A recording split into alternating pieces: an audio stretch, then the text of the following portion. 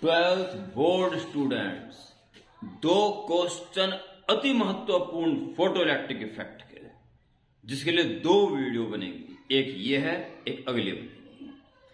इस वीडियो में पहला महत्वपूर्ण प्रश्न क्या आएगा सुनो, और दूसरे में क्या आएगा ये भी सुन लेना। Write the laws of photo electric effect and why wave nature is failure to explain them. इसके लिए मैं ये वीडियो बना रहा हूं। फोटो इलेक्ट्रिक इफेक्ट के पांचों नियम लिखने हैं और वेव नेचर लाइट का उन्हें एक्सप्लेन करने में क्यों फेल हो रहा है ये समझाना है, जो मैं इस वीडियो में आपको समझा दूंगा। दूसरा महत्वपूर्ण क्वेश्चन क्या है?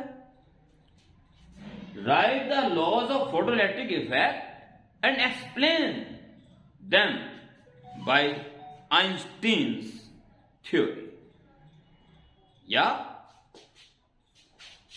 Write the 5 laws of photo electric effect and how Einstein explain them. पांचों नियम लिखने के लिए आएंगे और आइंस्टीन ने इन पांचों नियमों की सफल व्याख्या कैसे करी उसको समझाना है। तो अगली वीडियो जो बनाऊंगा वो इसकी बनाऊंगा, आइंस्टीन ने कैसे इनको सफल व्याख्यान इसका किया। इस वीडियो में बता रहा हूं ये पांचों नियम क्या हैं जो आपको याद होने चाहिए टिप्स पे, और वेव नेचर इन्हें एक्सप्लेन क्यों नहीं कर पा रहा है। आइए स्टार्ट करते हैं। पहले laws of photo electric heading डाल के पांचों नियमों को लिखेंगे, साफ सुथरा क्लीन हैंड राइटिंग होनी चाहिए।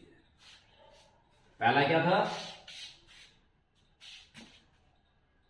The rate of emission of photoelectrons from metallic surface is directly proportional to intensity of light incident on it. Rate of emission of photoelectrons directly proportional to intensity of light incident on it. आप दोबारा सुन सकते हो मेरी बात को, उसके बाद मैं यहां शॉर्टकट में लिख रहा हूं। Rate of emission of photoelectrons directly proportional to intensity of light incident. दूसरा क्या है? Maximum kinetic energy of photoelectrons does not depend on I. पूरा वर्ड में लिखना। Maximum kinetic energy does not depend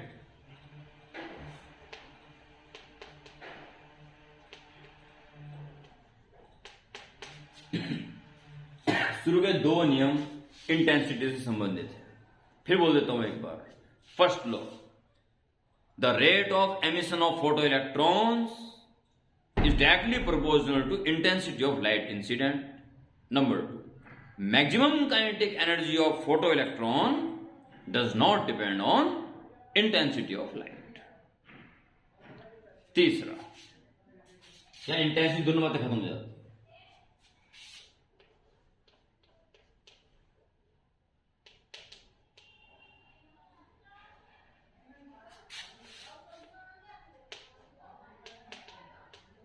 आप वर्ड में लिखेंगे, मैं शॉर्टकट में लिखूंगा। Maximum kinetic energy of photoelectron increases with increase of frequency of light incident, not directly proportional to। बहुत सारे बच्चे ना समझे में लिख देते हैं। Maximum kinetic energy increases with increase in frequency of light incident। चौथा, अगर फ्रीक्वेंसी थ्रेशोल्ड फ्रीक्वेंसी से छोटी हुई तो नो एमिशन।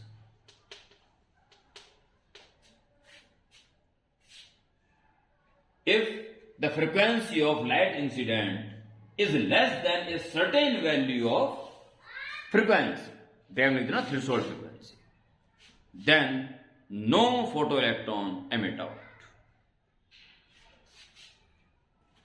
और पांचवा है no time lag. Metallic surface पर लाइट के इंसिडेंट होने और फोटो इलेक्ट्रॉन के निकलने के बीच में कोई भी टाइम लैग नहीं होता। जिस मोमेंट में लाइट पड़ती है incident on the metallic surface, at the same moment photo electron emit. ये 5 लॉ आपको साफ सुथरे लिखने हैं, आते जाते याद करते रहो, बोलते रहो।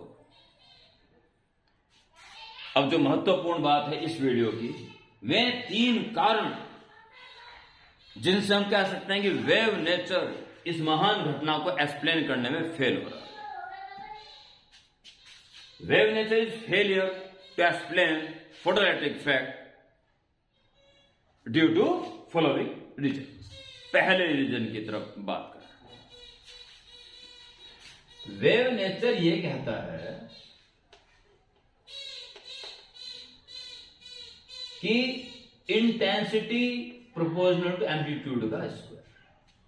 इंटेंसिटी बढ़ाओगे तो एम्पलीट्यूड बढ़ेगा, और वेव में अगर हम ज्यादा एनर्जी करते हैं तो एम्पलीट्यूड ज्यादा हो जाता है। वेव में अगर हाई एम्पलीट्यूड जा रहा है तो समझो ज्यादा एनर्जी कैरी कर रहा है।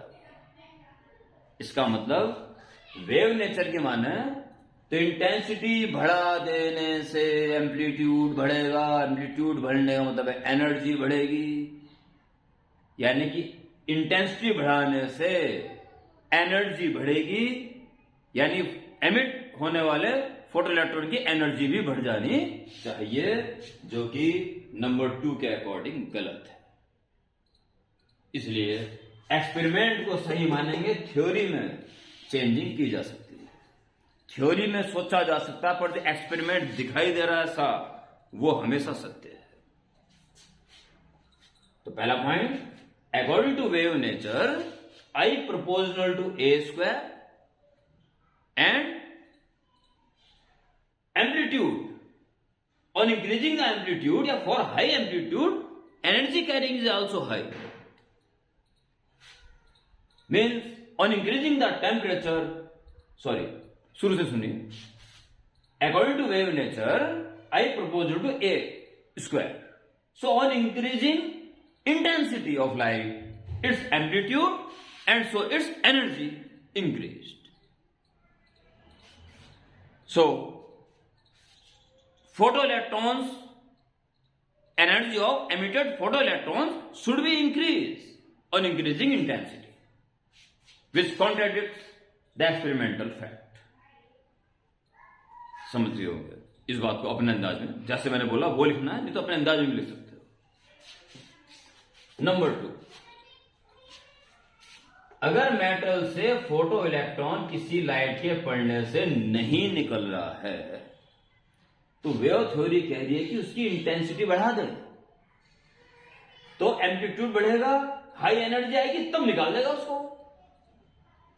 जबकि एक्सपेरिमेंट में यह देखा गया कि अगर फ्रीक्वेंसी थ्रेशोल्ड फ्रीक्वेंसी से लेस है तो फोटो इलेक्ट्रॉन निकलने वाला नहीं है, इंटेंसिटी जितनी मर्जी बढ़ा दो। तो दूसरा पॉइंट क्या लिखेंगे आप? इफ